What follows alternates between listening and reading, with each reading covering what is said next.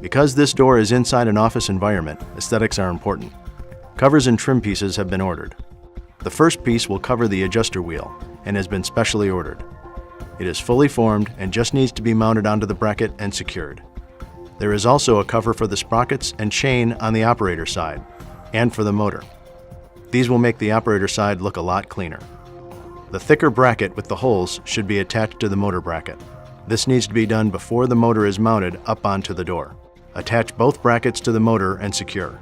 Mount the motor as you would normally, securing the motor bracket to the end plate. Tighten all bolts. Mount the cover over the large sprocket and the chain.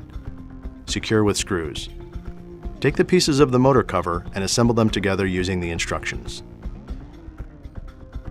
Place them over the operator, tucking the chain inside or through the access panel if you have one. Secure to the thick white end plate.